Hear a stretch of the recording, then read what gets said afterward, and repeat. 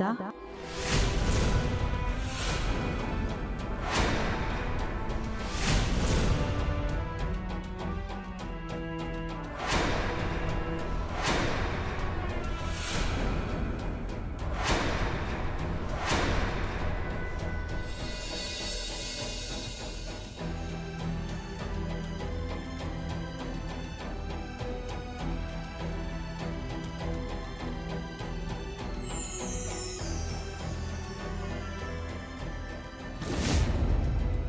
પ્રતિભાબેન, તમે?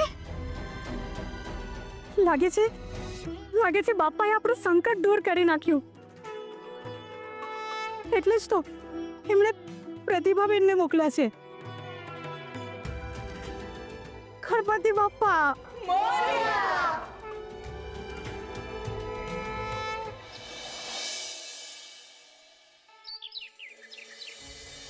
નહીં, હું કંઈ નથી જાણતો. ગમે એમ કરીને તમારે મારું આ કામ કરવું જ પડશે. અને તમારાથી ન થાય ને તો તમે મને કહો, હું ત્યાં આવી જાઉં. તમે ફટાફટ ત્યાં પહોંચો અને જે પણ કંઈ અપડેટ્સ હોય તરત મને જણાવો. શું થયું? Rashmi, I am trying my best. Let's hope કે બધું ઠીક થઈ જાય.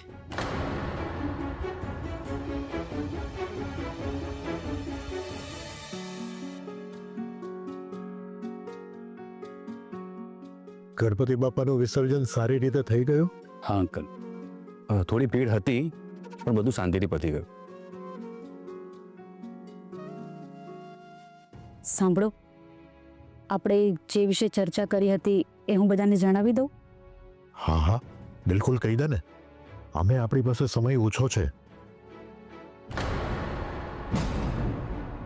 અને જો આ સમય નીકળી જશે ને તો મારી રાધાને કોમામાંથી બહાર લાવવી બહુ મુશ્કેલ થઈ જશે. હા, મારે તમારા બધા સાથે એક અગત્યની વાત કરવી છે. આપણે બધા ટેન્શનમાં હતા ને કે હું અને રાધાના પપ્પા રાધા સાથે નથી જઈ શકતા, એટલે આપણે ક્રિશને મોકલવાના હતા. પણ ક્રિશ પણ પોલીસ સ્ટેશનમાં છે અને હજી પોલીસે એમને છોડ્યા નથી. અને પોલીસે કહ્યું છે કે જ્યાં સુધી કેસ ચાલી રહ્યો છે એ આ શહેર છોડીને બહાર નહીં જઈ શકે. તો હવે રાધાનું શું થશે, એની સાથે કોણ જશે, એ વાતનું આપણને ટેન્શન છે. એટલે જ તો આપણે બધાએ ગણપતિ બાપ્પાને એકદમ શ્રદ્ધાપૂર્વક આરતી કરી હતી, પૂજા કરી, એમની પ્રાર્થના કરી હતી.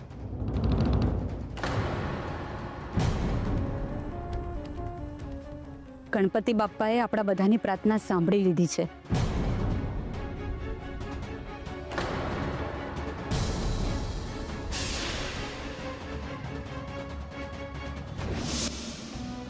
રાધા, મારી દીકરી, અને માફ કરી દે, હું તારી સાથે નહોતી અત્યાર સુધી. પ્રતિભાબેન, શાંત થઈ જાઓ. અમે તમારી લાગણી સમજી શકીએ છીએ. રશ્મિબેન, મારી રાધા કોઈ દિવસ કોઈનું ખરાબ નથી વિચાર્યું.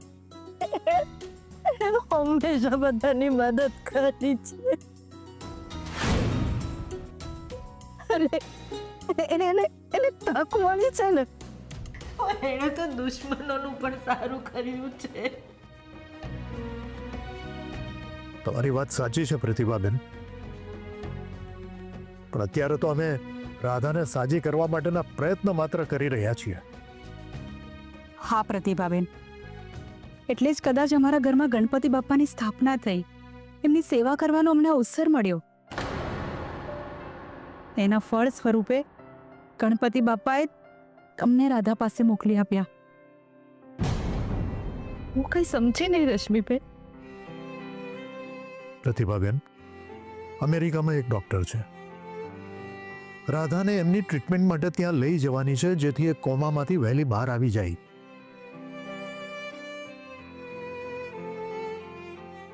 પહેલા તો એવું નક્કી થયું હતું કે હું, રશ્મિ અને ક્રિશ રાધાની સાથે અમેરિકા જઈશું. પણ હવે પરિસ્થિતિ સાવ વિરુદ્ધ થઈ ગઈ છે. પ્રતિભાબેન, રાધાના પપ્પાને હાર્ટ એટેક આવ્યો હતો એટલે ડૉક્ટરે એમને ટ્રાવેલ કરવાની ના પાડી છે અને કૃષ્ણે કિયારાએ કોઈ પોલીસ કેસમાં ફસાવી લીધો છે એટલે એ પણ નથી જઈ શકતો. હવે જો રાધા સાથે કોઈ જઈ શકે છે તો એ ફક્ત તમે જ છો પ્રતિભાબેન. રશ્મિબેન, રાધા સાથે તો હું ક્યાંય પણ જઈ શકું છું, પણ હું તો હદ સુધી આ દેશની બહાર પણ નથી ગઈ અને તમે મને રાધા સાથે અમેરિકા મોકલવાની વાત કરો છો. પ્રતિભાબેન, તમે કોઈ વાતની ચિંતા નહીં કરતા. ત્યાં બધી જ વ્યવસ્થા થઈ ગઈ છે, તમે નિશ્ચિંત રહો. પ્રશ્ન હવે એ છે કે તમારી પાસે પાસપોર્ટ છે કે નહીં? કદાચ આ જ દિવસ માટે જ્યારે રાધાએ ઘર મારા નામ પર કર્યું હતું ને ત્યારે મારી માટે પાસપોર્ટ પણ બનાવ્યો હતો. આ તો બહુ સારી વાત છે. અને મને કહેતી હતી, મમ્મી જોજે, જેવી રીતે આ પાસપોર્ટ આવ્યો ને એવી જ રીતે આપણે બંને વિમાનમાં સાથે બેસીને આ દેશની બહાર જશું. રશ્મિ દે, મેં તો બરાબર નહોતું વિચાર્યું કે હું મારી રાધા સાથે આવી રીતે બહાર જઈશ. પ્રતિભાબેન, જરાય ચિંતા નહીં કરો. આપણી રાધા છે ને જલ્દી સાજી થઈ જશે. ચિંતા નહીં કરો.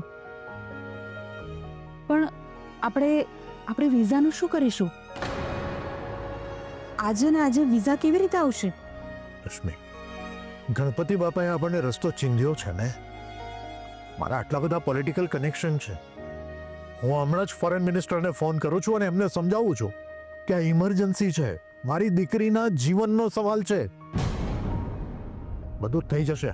તો પ્રતિભાબેનની જવાની તૈયારી કર.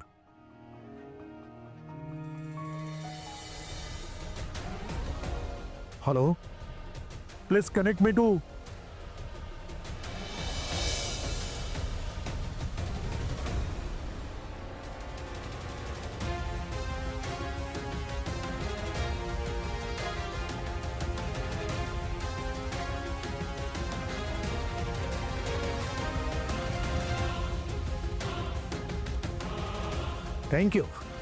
Thank you sir.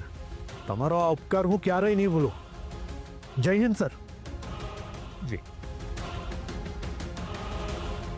પ્રતિભાબેન, તમે મારી રાધાની જશોદા માતા છો.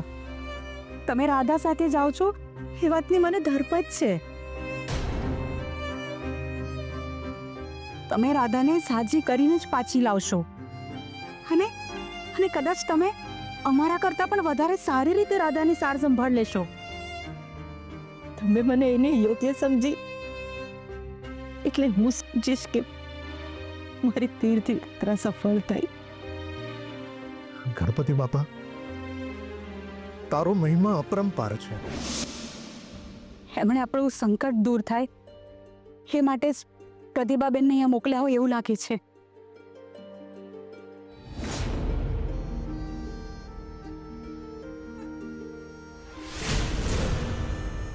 અરે, આ તો બહુ સારો ડિસિઝન છે. આવી કપરી પરિસ્થિતિમાં આવો નિર્ણય લેવો એ કોઈ સહેલી વાત નથી.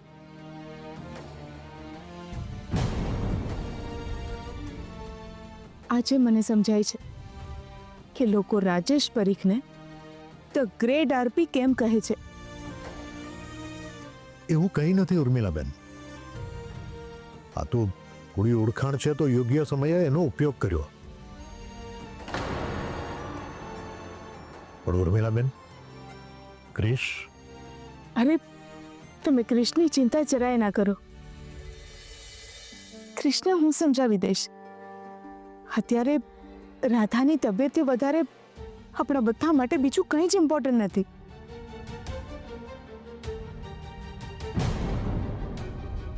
રાજેશ અંકલ, આજે વિસર્જન છે અને બહાર ભીડ પણ બહુ વધારે છે.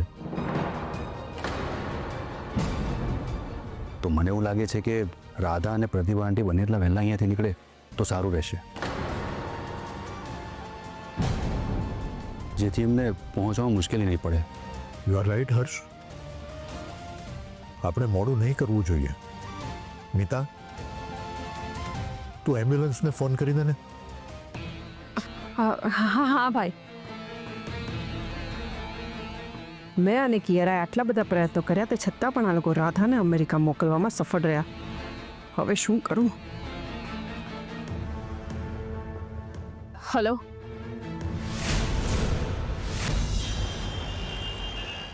પ્રતિભાબેન, મારી રાધાનું ધ્યાન રાખજો. તમે બધા નિશ્ચિંત રહો, હું રાધાને સાજી કરીને જ પાછી લાવીશ.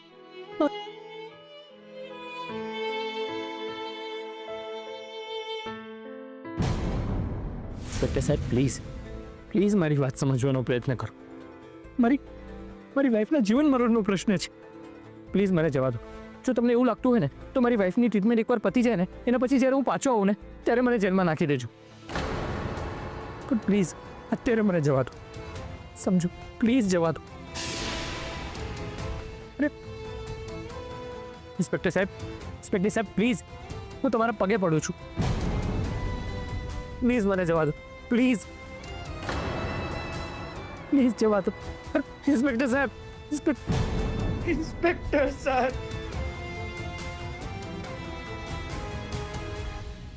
રાધા, મારી રાધા.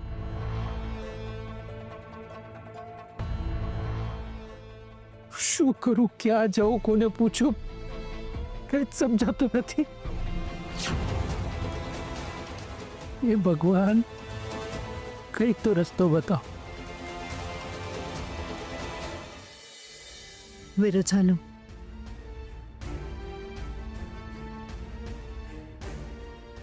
મારી દીકરીનું ધ્યાન રાખજો. તમે ચિંતા નહીં કરો.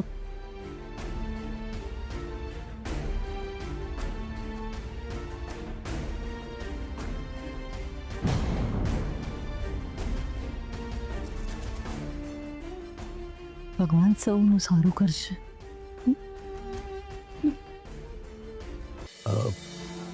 મોડું થઈ રહ્યું છે, હવે નીકળવું જોઈએ, નહીં તો ફ્લાઇટ મિસ થઈ જશે. ચાલો.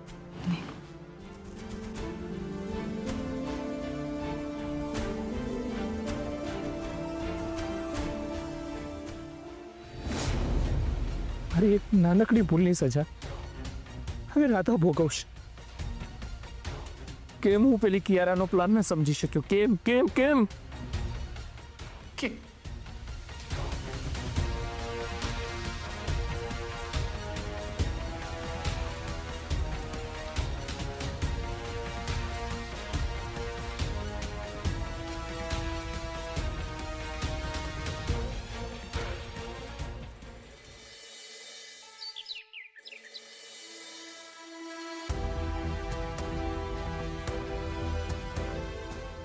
અરે રાધા,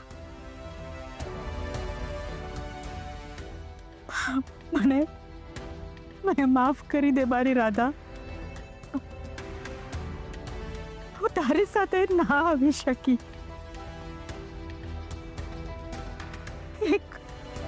એક મા તરીકેની ફરજ ન નિભાવી શકી.